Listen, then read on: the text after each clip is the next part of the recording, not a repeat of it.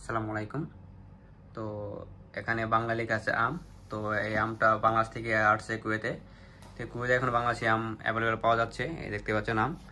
তো এটা এখন কুয়েতের সবজি মার্কেট সলবে সাপড়া। তো এখানে অ্যাভেলেবেল পাওয়া যাচ্ছে বাংলাদেশি আম।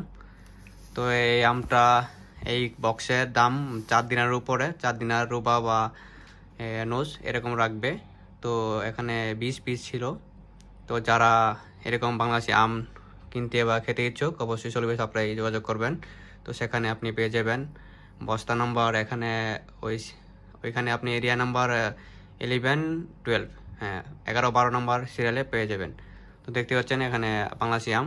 তো অবশ্যই কুয়েতে এবং ওখানে ম্যাঙ্গো, তারপরে তো কাঁঠাল, লিচি, জাম সব কিছু পাওয়া যায় এখানে।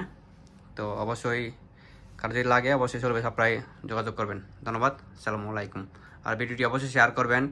যারা বাংলাদেশে কুয়েতে আছেন তারা অবশ্যই বাংলাদেশে এরকম মৌসুমি ফল খেতে ইচ্ছুক। তো অবশ্যই ভিডিওটি শেয়ার করে সবার মাঝে প্রচার করে দেবেন। আসসালামু আলাইকুম।